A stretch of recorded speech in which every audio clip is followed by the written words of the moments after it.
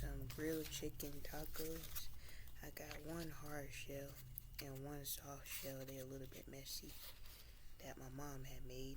And on the side, I'm eating Cool Ranch Doritos. And I'm gonna pray over my food before I eat it. And I also will share a story as well called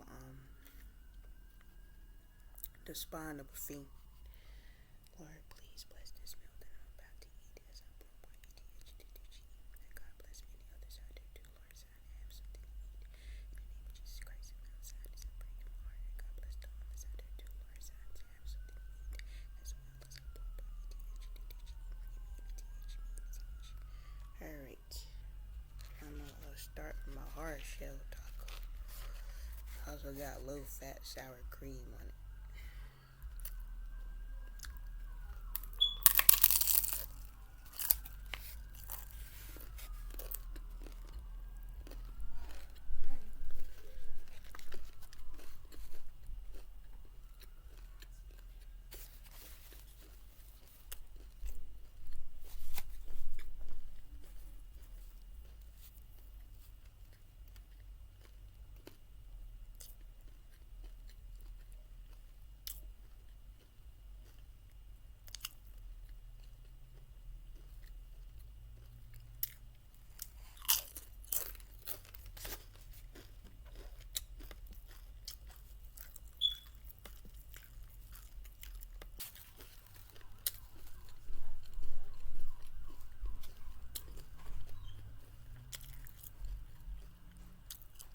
Sorry for any background noise.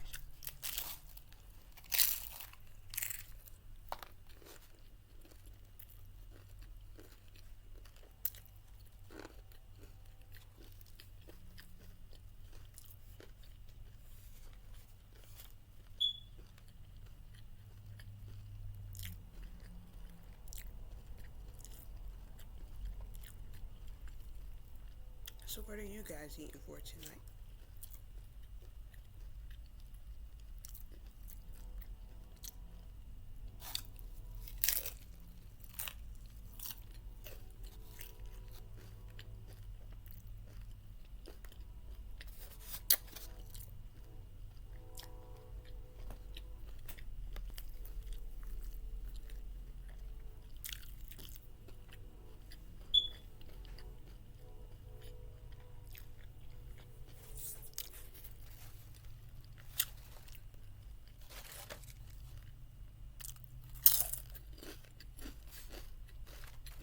Favorite kind of Doritos? I think I like the plain cheddar or the plain nacho cheese flavor better. But I like the Cool Ranch as well. And I like the barbecue kind. I like the sweet chili kind.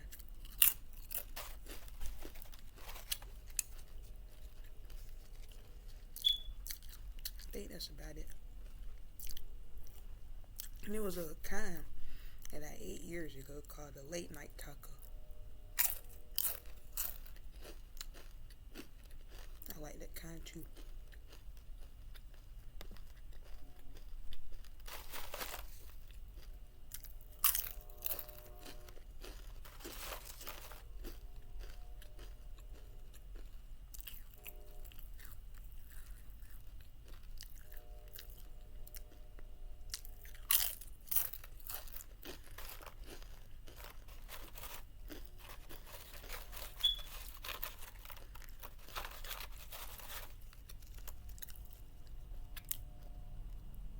You know, the pollen bothers with my allergies.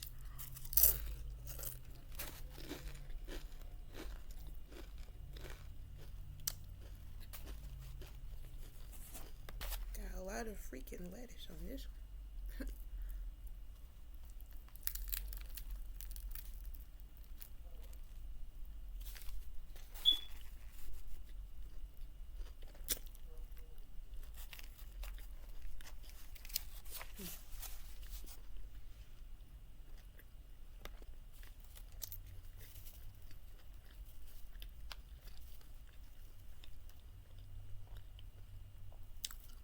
Piece of grilled chicken.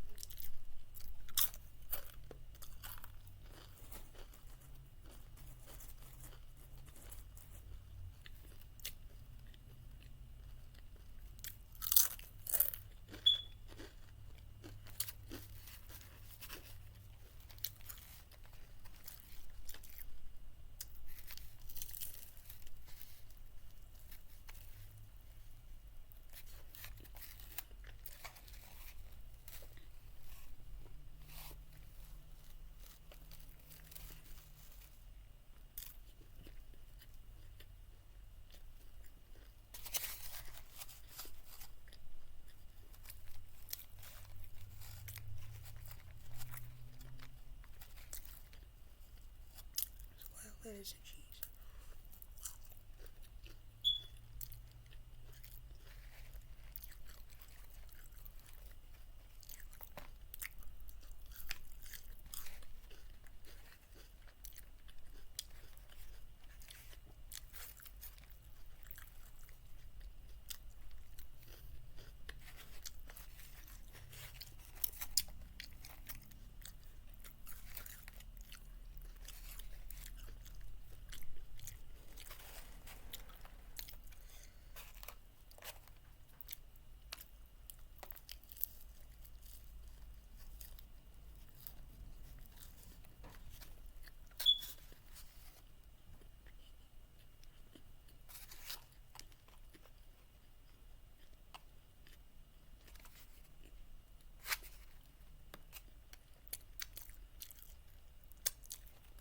And a piece of chicken.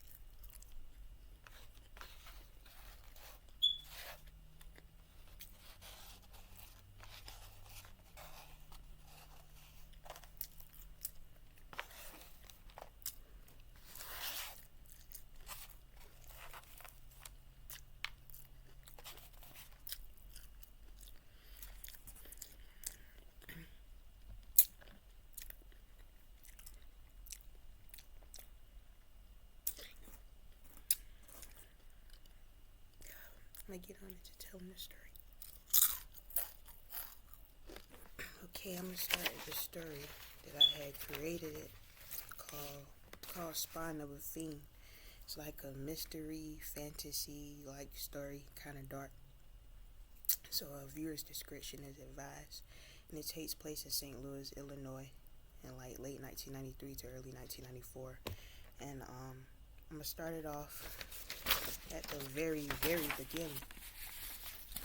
And the very, very beginning was in 1791.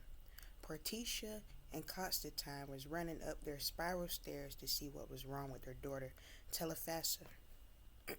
They heard her scream from downstairs. So happens Telephassa was getting murdered by her lover, Rapsy. Rapsy was the whole time not who Telephassa thought he was. Once Portia and Constantine came into the room, they had seen a werewolf-looking doll with crimson red glowing eyes eating on their little girl. Portia held her hands up over her mouth and screamed out in horror. Her scream had got the wolf's attention.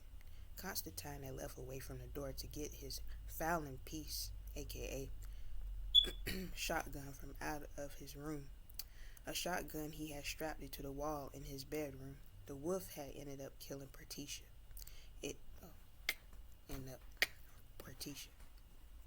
It had dived right on her at the doorway to Telephassa's bedroom. So the mother and also the daughter.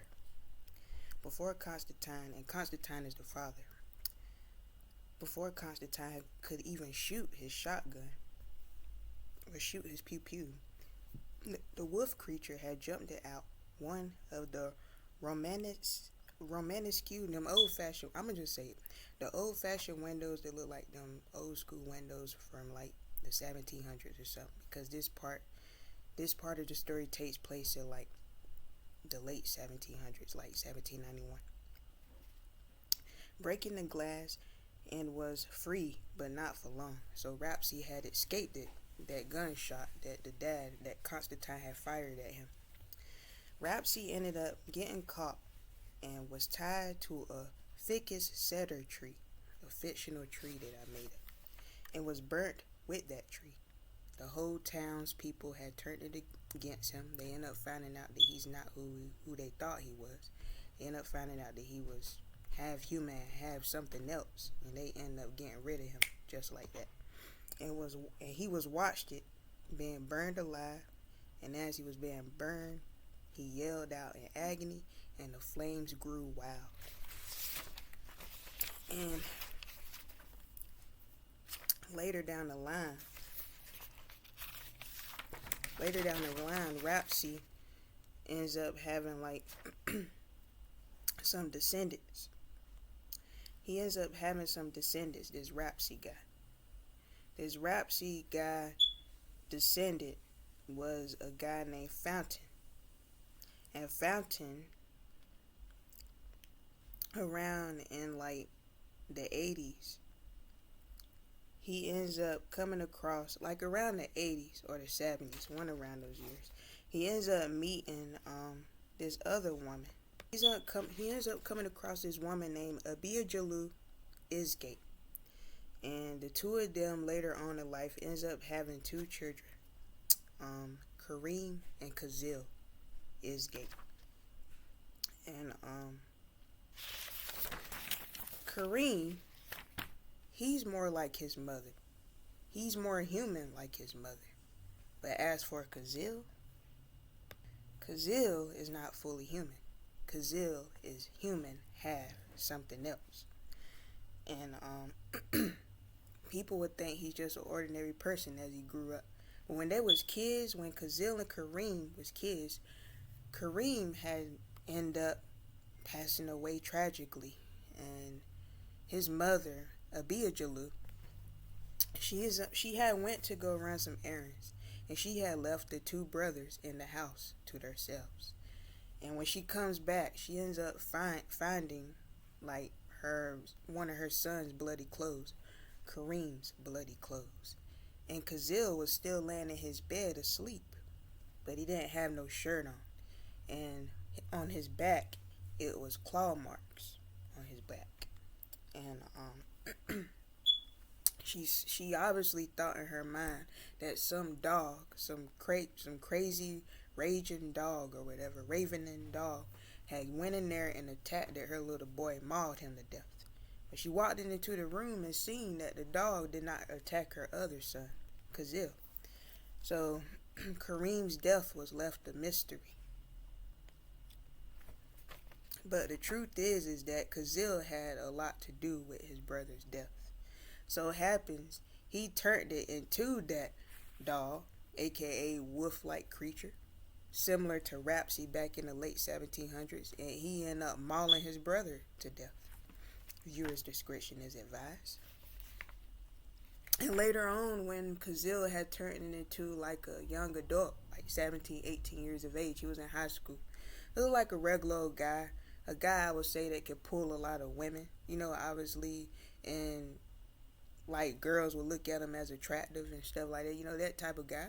But it was just something dark and strange about him. He is not like the rest of the guys at the school. And he ends up becoming friends with this guy named Brandon. Him and Brandon becomes tight like this, like almost like brothers. Because Kazil lost his own brother. And he's trying to have some attachment with someone else. And he ends up getting close to Brandon. And Brandon really likes him. But and Brandon didn't see that he wasn't a normal person. Brandon didn't know at all. Brandon thought he was just a regular guy that he came across, and he thought he was cool.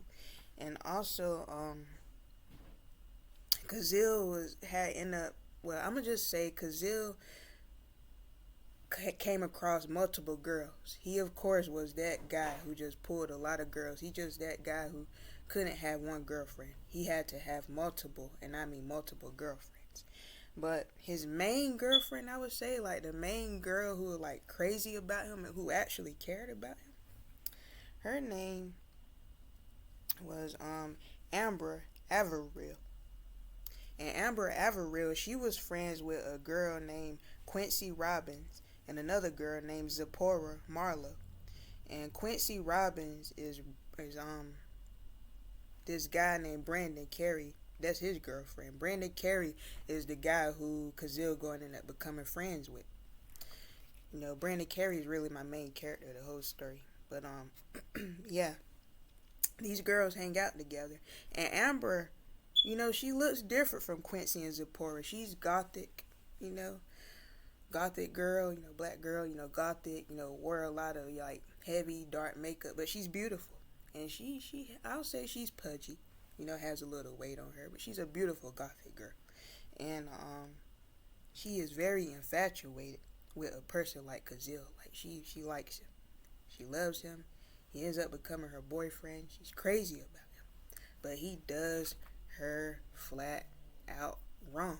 He don't care about her. You know, he loves it. He loves it that she's the type of girl. He can pick up that she's the type that he would gonna definitely use and abuse and just treat any kind of way. And that's what he did. He disrespected her a lot of times. Like, you know, he would, make love to her, be close to her, feed her with sweet words, just sweep her up off of her feet, have her heads all up in the clouds. Like, he really had full control of her. Like an invisible dog leash around her neck. Like, just had full control of this woman. Viewer's discretion is advised. And Amber didn't just have no clue until one day she ends up coming into her own house. It was her mother's house. I would say her mother is away to a trip. Her mother is a big time author, by the way. And Amber most of the time be left there with like the maid, cause Amber kind of a little bit wealthy. She lives a little bit wealthy. Her and her mother. She grew up kind of in a wealthy like life, but it's just her and the lady that's supposed to be the housekeeper that's supposed to keep the house clean, I guess. And she ends up going in like her room at her mother's house and end up catching Kazil with another girl. And this tore Amber apart. And she tries to herself. When she seen that, like it broke her down when she seen Kazil with another girl. And she ended up in the hospital. She survived it. And Brandon, along with Quincy and Zipporah, her friends, they went to go visit her in the hospital. And last but not least, guess who came right behind them? Kazil.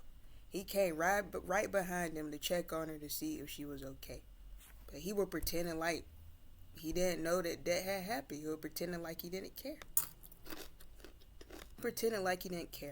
Like, he just walked in all casually, as if he didn't do nothing wrong. And then when everybody left out of her hospital bedroom, he ended up grabbing her hand and, kissing it, and like showing affection, like he really cares about her. He didn't meant what he did and all of that, and like she will always be his number one girlfriend. Still continue to treat that girl horribly. And then when she got in the hospital, he definitely made sure that she stayed close to him by making love to her again. Like he just messed this girl head up. Amber was just crazy about it. And moving along, Brandon also had a cousin, and then there's extra characters like Brenda Carey. There's Brandon's mother, and Marisol Carey. She's the grandmother. She's Brenda's mother, and Cindy Jordan. Cindy Jordan is Brenda's like half sister, but really blood sister. And Harold Jordan, aka Floodwood, he is Brandon's cousin. And him and Brandon is already close like brothers, like they hang together. And I'll say Harold is, he loves to read. He's a brainiac. He loves to read. He likes to go to school, have good grades, obviously, way better grades than Brandon, to be honest. But Brandon hangs out with him. They almost like brothers. And he loves to read these books, especially these books that is way older than him. And he been reading this book called The Ficus Cedar Tree. And that book is based off of an urban legend that is claimed to be true by many people over the years.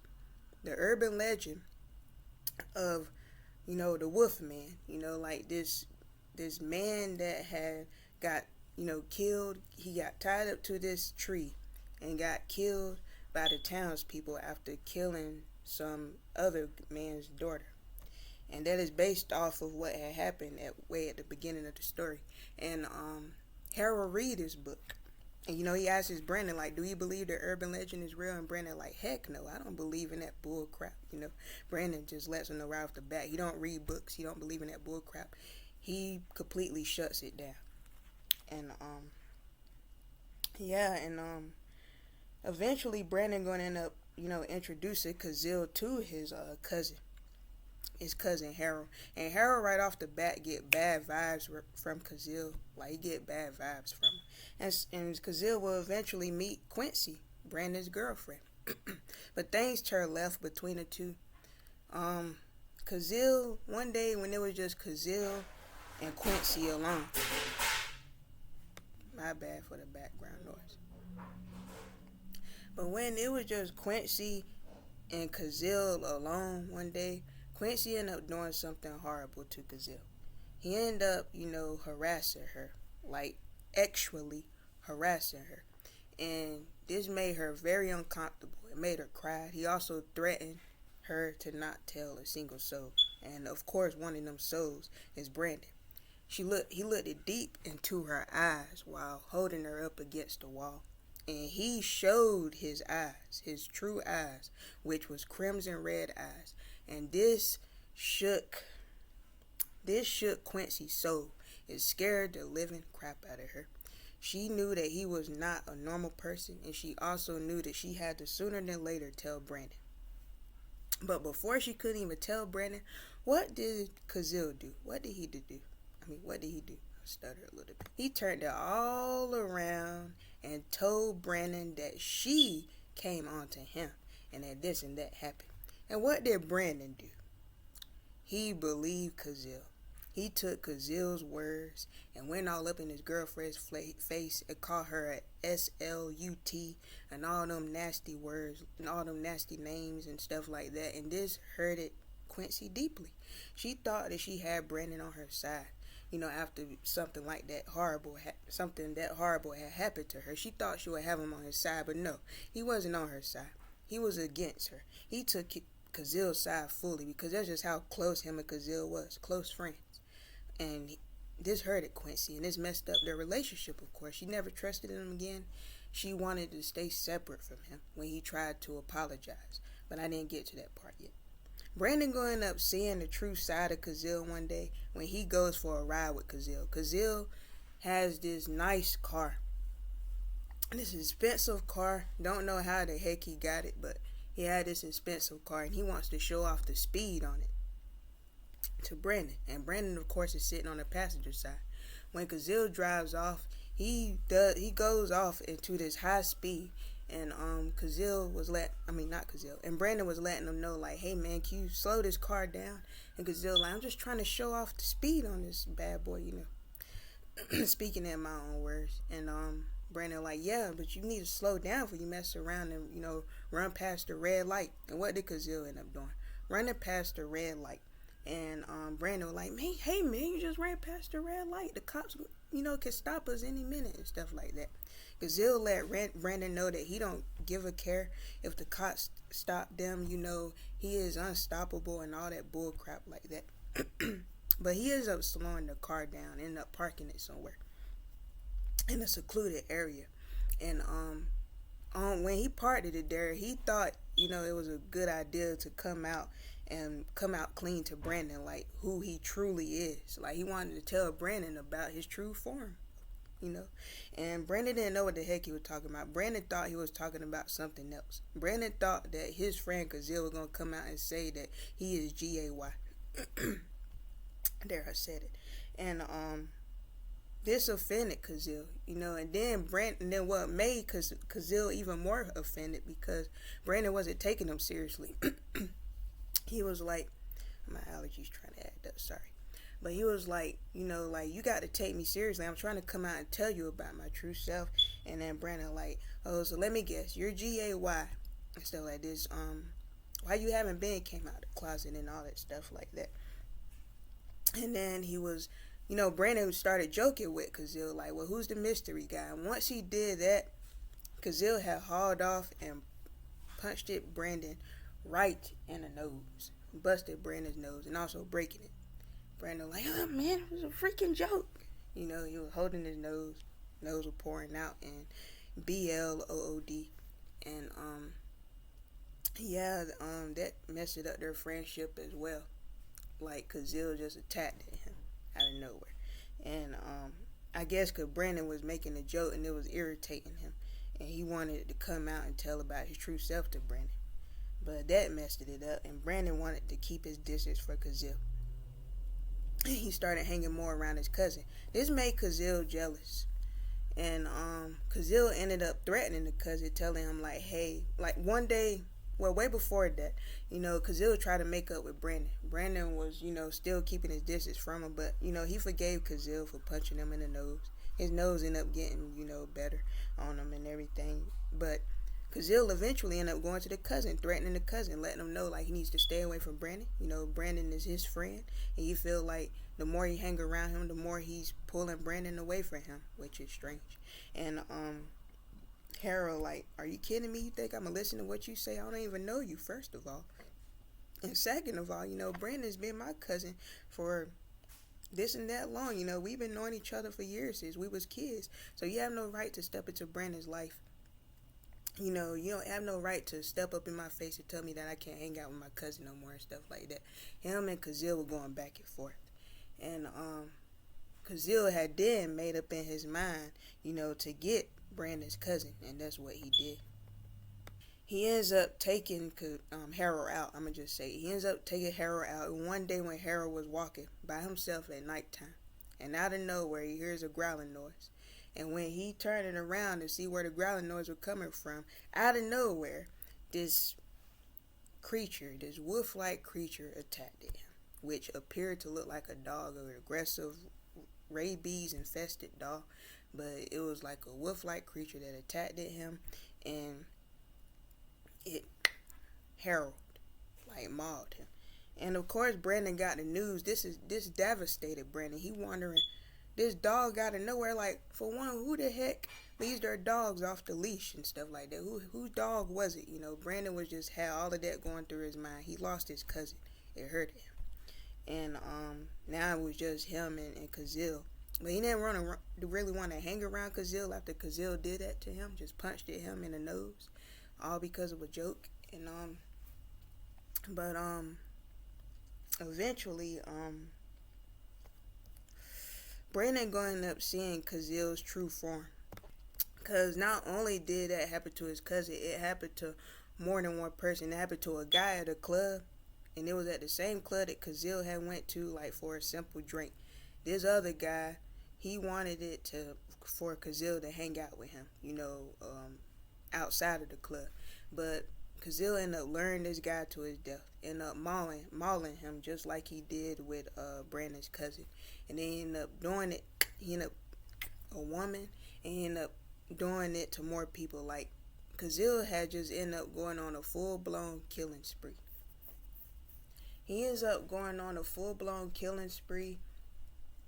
And eventually he ends up showing his true self to Brandon. And when he showed his true self to Brandon, Brandon could not believe his eyes. He could not believe what he was seeing.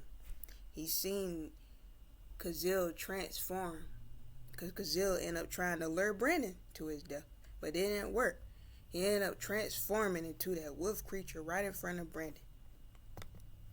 And this shot did Brandon so much. And he tried to Brandon, but it didn't work. And eventually Brandon he ends up going into this building. Brandon had ended up taking something very important for Kazil, and it was like a necklace that Kazil had worn a lot. And it was like this blood red jewel that he'll wear on his necklace. And he ends up throwing that necklace into this building. And Kazil, as he was like into creature form, he dashed into this building. I'm trying my best to describe it. And once he went into this building, this abandoned building, Brandon, right along with a few other people who Kazil terrorized or something, they had caught this building on fire and burnt it down with Kazil in it. And that's how that was his demise. And basically that was the end of Spawn of a Fiend. Very weird, dark fantasy mystery story. And I hope you like, comment, subscribe, hit the notification bell. And if you're new, welcome to my channel, Willa Candy's channel.